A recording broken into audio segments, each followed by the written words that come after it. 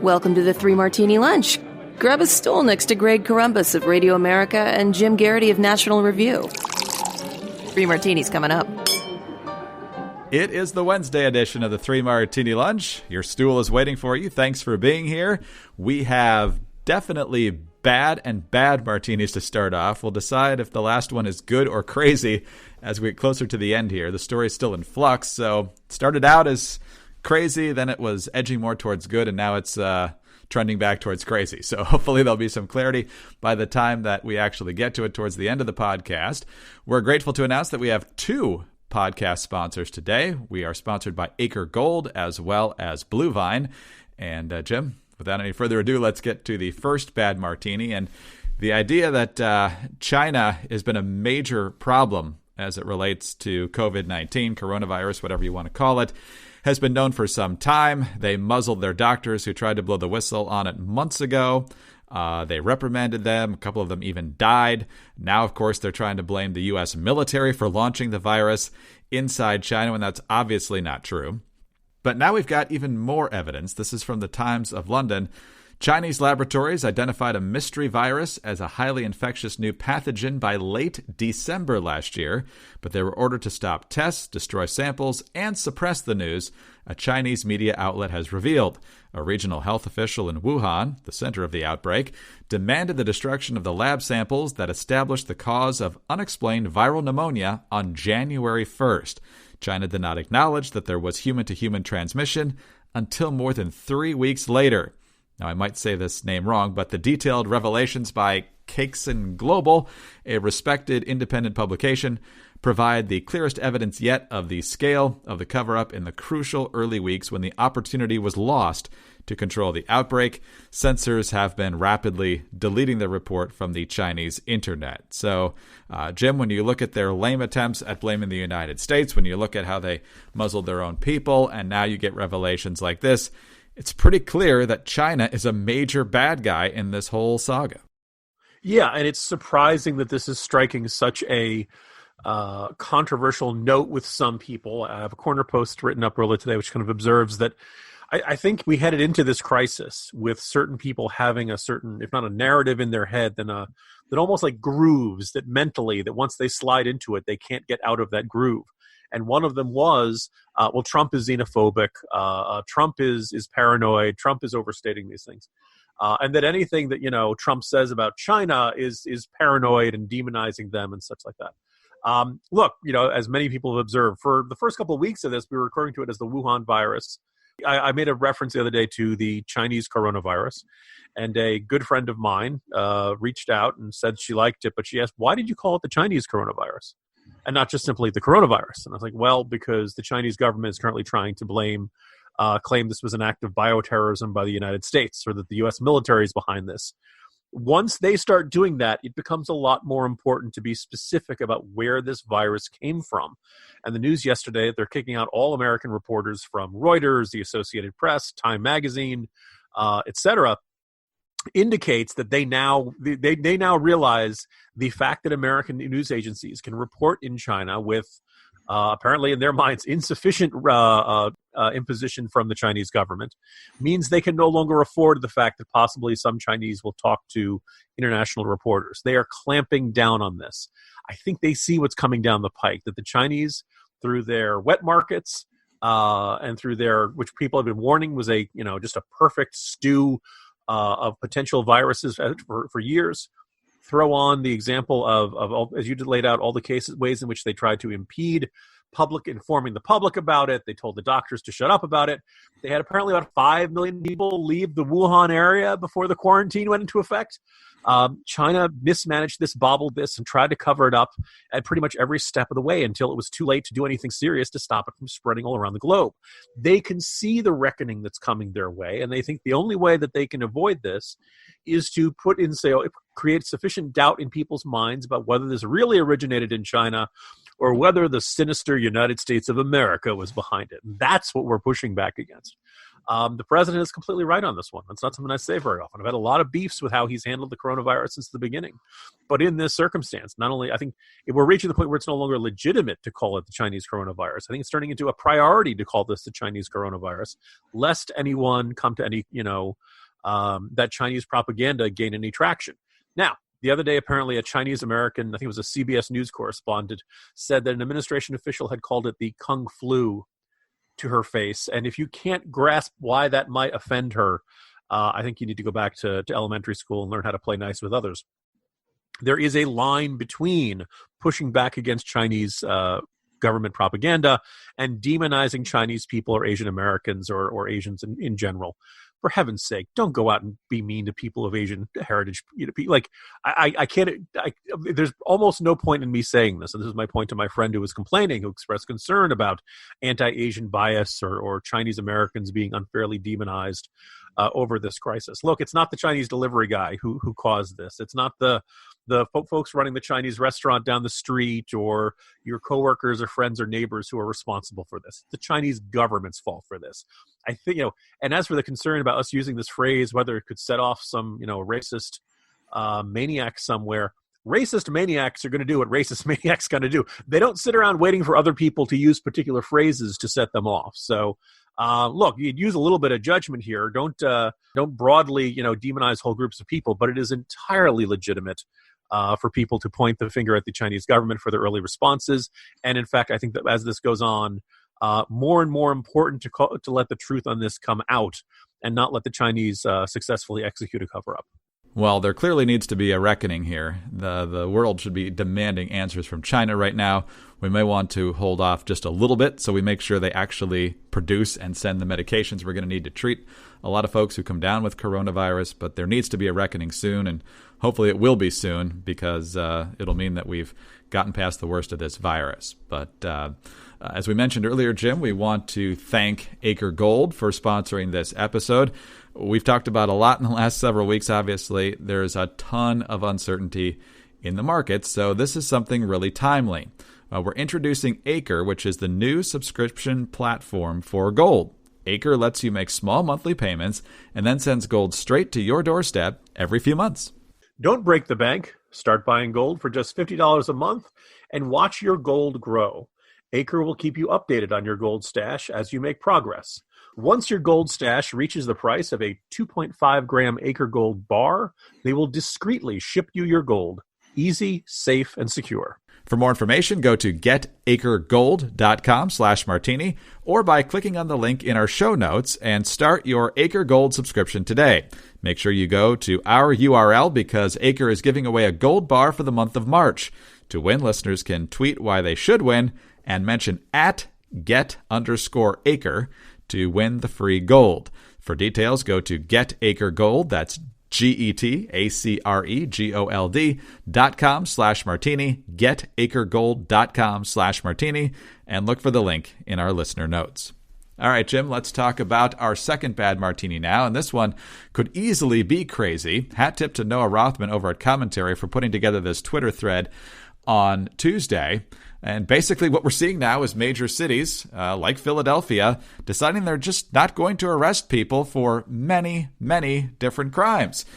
In his tweet, Rothman says the city of Philadelphia holds all arrests related to narcotics, theft, burglary, vandalism, prostitution, stolen cars, fraud, and existing bench warrants. He links to the Philadelphia Inquirer, which points out that Philadelphia courts closed until April 1st to limit the spread of the coronavirus. And so the police commissioner there, Danielle Outlaw, has notified commanders that police will be delaying arrests for all those sorts of crimes. Now, in addition to that, you've got a lot of major cities now also trying to empty the jails in an effort to limit the spread of the coronavirus. For example, in New York City, the Department of Corrections issued directions here saying, quote, significantly fewer people in jail will limit the spread of COVID-19 infection among people in custody and those who work in the jails, minimize the number of people in custody who will need medical care, decrease the density of housing areas for people who remain in jail, and allow New Yorkers to maintain connections with and support from their loved ones. They also prioritize getting out of jail people who are over 50, people who have underlying health conditions, administrative prisoners, people there for parole violations or failing to appear in court, and finally, anyone serving a year or less. So, Jim, I would think what you've done ought to be a fairly high priority here. But even more than that, just letting people out of jail or just deciding not to arrest people is insane, especially when people are already on edge with this crisis. Greg, when I saw that, my first thought was, if you're participating in the services of a prostitute, how on earth are you social distancing? I mean, you got worries about disease to begin with. Never mind the fact that there's this apparently very contagious virus floating around. Look, I am not surprised in the slightest if a lot of police forces across the country are looking at this and reprioritizing, right? I mean, ideally, hopefully, there's a lot fewer people on the streets, so you're dealing with fewer traffic accidents, fewer petty crime. You know, you can't be a purse snatcher if nobody's walking around with purses anymore. So I'm not surprised the police forces would want to rethink, okay, we're entering a really unusual set of circumstances and a crisis. What do we really need to prioritize? What do we really need to worry about for keeping public order? And maybe some of those things on that list, maybe car thefts, maybe all of your petty crimes. Okay, particularly with the courts shut down in a lot of places for at least some period of time, maybe it does make sense to reduce enforcement of smaller scale crimes. I don't know how much you want to announce it, to say to the world, hey, if you feel like doing that, like this is like the minor league purge right now. You can't murder people. That part's not okay. And rape and violent crime. But most of these non-violent crimes of considerable amounts of money, then you're hunky-dory. And look, people in a crisis situation will commit crimes that they otherwise might not, right? We've seen the cases of some people getting into fights over toilet paper or a bottled water in certain locations. And, look, we're going to need to keep public order. Yes, I have absolutely no problem with somebody deciding, all right, we're going to do a little less of this kind of, this is not a normal time. We're not going to have normal law enforcement. But don't announce to the world that you're going to do it and letting everybody out, look, that maybe that's necessary for health circumstances. A lot of folks have pointed out prisons are not known for their terrific air circulation systems. And other efforts designed to get, the prisoners a lot of fresh air and to, all that kind of stuff. But in light of this, look, it is very easy to see how a policy like this could have enormous problems. Right before this crisis began, we were having issues with the bail system up in New York, and the idea that you're letting people who were, some of the people who were involved in those anti-Semitic attacks were being, booked, charged, and then let out back on the streets later that afternoon. This is, I hope Philadelphia knows what they're doing, and the early indications seem really, really ominous on this front. Yeah, this is nuts. Like you said, the most amazing part of this is that they actually let this go public, so people now know what these policies are. Secondly, I think the best way to not be forced to inhale recycled air at the jails is to, not commit crimes. And secondly, we just talked yesterday about all the blowback to Ohio for suspending its primary, with people saying, no, you can't do this. It disrupts the system. It sets a terrible precedent. The process of our government must go forward. Well, that should include our courts and corrections as well. I mean, I don't want anybody to get coronavirus either, but when people commit crimes, they need to be adjudicated. Yeah, as I said, I jokingly called this minor league purge. We don't want this to turn into major league purge. People need to feel like the cops are still enforcing the laws. Okay, let people go. By the way, my understanding, at least as of a day or two ago, was that alternate side of the street parking was still in effect through most of New York City, Greg.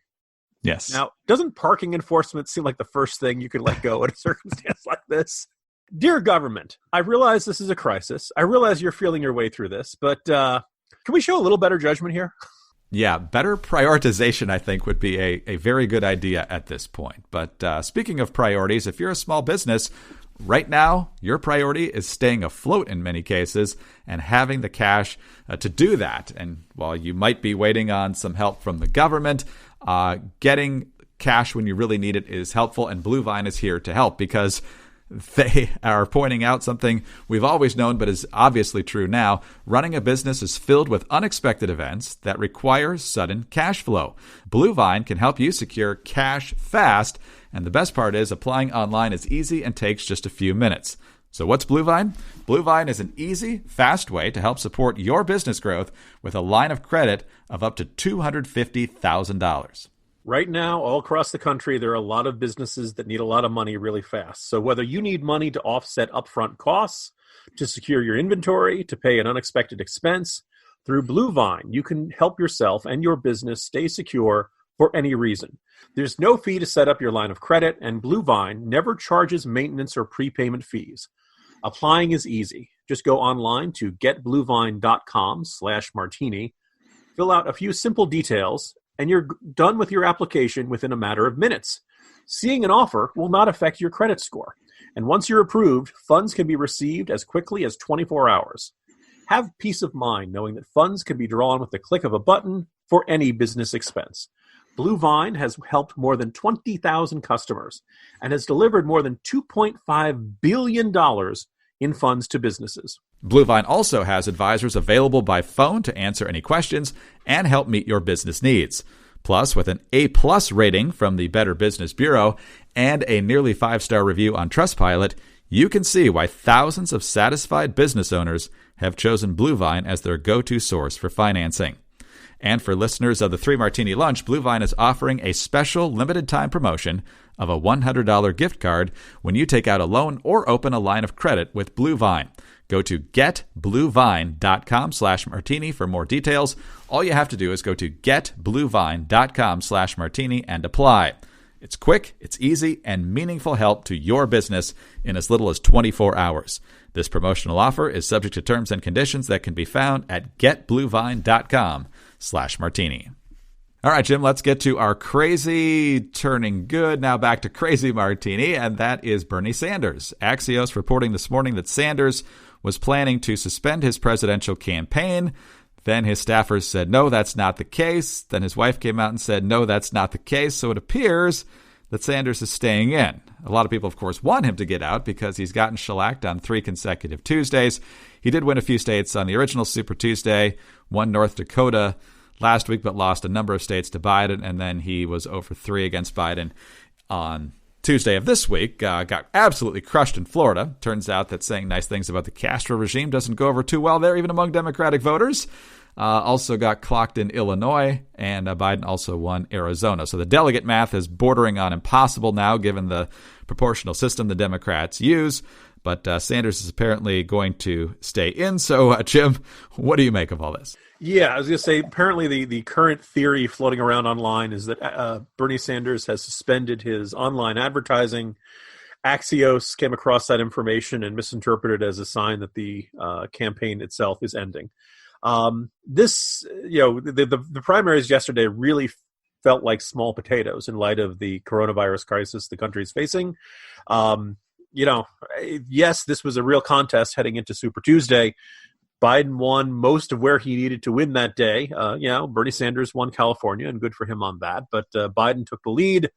The not so Super Tuesday, mediocre Tuesday, whatever you wanted to call the states, including Michigan last week, that was a pretty clear one. And then yesterday, this was just a beatdown. And as we discussed yesterday, every time a state chooses to hold a presidential primary right now, it is requiring lots of people to get together. They can try to practice social distancing as best they can and try to keep a safe distance from each other. But inevitably, you're going to have lots of people getting together, and a good portion of them will be senior citizens and elderly. And it's just, you're increasing the level of risk for everybody involved. A lot of states have already chosen to push back their primary. Ohio, we mentioned yesterday. New York is considering this. Georgia, Louisiana. But basically, everybody's contemplating this. A lot of states have 2 primary days, one for the presidential primary, which they wanted to have as early as possible to influence the outcome, and one for their Senate races, governor's races, House races, all the down-ticket ballots later in the year. And interestingly, a whole bunch of them have their primaries after the Democratic National Convention. So in some states, you really probably can't do that. But if Bernie Sanders happens to drop out, well, then all of a sudden, whether we hold these presidential primaries is a lot less important. And I guess I should put Tulsi Gabbard in this category too. Folks, that's the sound of me knocking on wood. As long as Joe Biden gets to the convention, Joe Biden's going to be the nominee. I think it's time for Bernie Sanders to accept this. I think it's time for Tulsi Gabbard to accept this. I think it's time for all of their supporters to accept this. And that, because it would be one thing if there was no public health risk, fine. Go ahead, go through the whole primaries. Bernie Sanders could do the same thing he did last cycle, which was hold off on conceding defeat and formally endorsing Hillary Clinton until the absolute last moment before the Democratic National Convention. This is a different set of circumstances. And one of the themes of the Morning Jolt today was the interesting question of if Bernie Sanders refuses to concede, and if he insists upon going upon this whole process, at least marginally increasing the risk for so many Americans as they continue to vote, how will Americans think of him? Right? You figure there are already a whole bunch of Democrats who are like, Bernie Sanders, it's over, get over it. You're starting to be selfish. You're starting to be vanity. Does he end up destroying his own reputation? And in the process, does he end up destroying the cause of socialism within the Democratic Party? Now, of course, some people are going to say, what do you mean? We've got $1 trillion bailouts and stimulus packages going through. But I don't think that's necessarily quite the same thing as socialism right now. I think this is government and business coming together in the middle of a crisis. And, we're witnessing the last, acts of Bernie Sanders on the stage. And I think maybe it's a good point to raise the question of how do you want to be remembered, Bernie Sanders? Because, Democrats are already kind of exasperated with you. You are really going to enrage them if you keep this going. The indication that they did stop online advertising is a sign that he does realize that the writing is on the wall. Hopefully he comes up with this announcement in the next couple of days. As Ramesh Pannuru, my colleague, put it, Greg, at this point, like the best outcome of Bernie Sanders continuing to run is how much he's going to discredit the causes he believes in. Yeah, it's a bigger decision, obviously, for Sanders. You mentioned Tulsi Gabbard. I would imagine, given her vote totals, that most folks either think she's already gotten out or never knew she was in. But it's a little bit different for Sanders, so we'll see what he ends up doing here. And again, this is if there was no health crisis, you could all just kind of shrug this off and say, fine, go ahead and do others. Look, the argument traditionally for a candidate in this situation is, look, we know we're not going to win, but we're calling attention to the causes and the issues that we care about. Look, until this thing is beaten, coronavirus is going to be story 1A in American life. He can say, oh, this is why we need Medicare for all, even though the CDC was, slow out of the gate in getting the tests and stuff like that. He can continue to demonize pharmaceutical companies and medical research companies, even though they're the ones we're counting on to create a vaccine. This is not the right time and place, Bernie Sanders. Sometimes you just have to accept reality. And I think over time, you think we're exasperated with him. Talk to a Democrat these days. Well, Jim, regardless of what Bernie Sanders decides to do here, it's getting clearer and clearer that he's not going to be the Democratic nominee. And so one way or another, he's going to be out of there. And we're at the end today. So we're out of here. The home edition continues to work well, I think. So hopefully folks are enjoying it. And we're bringing some information and levity to a difficult time. Jim Garrity, National Review. I'm Greg Corombos of Radio America. Thanks to our two sponsors today. First of all, Acre Gold. Get acregold.com/martini. And also Blue Vine. And the website there, of course, is getbluevine.com/martini. Please subscribe to the podcast. Leave us a kind review. Don't forget you can listen to us on those home devices. All you have to do is say, play Three Martini Lunch podcast. We'll see you Thursday on the Three Martini Lunch.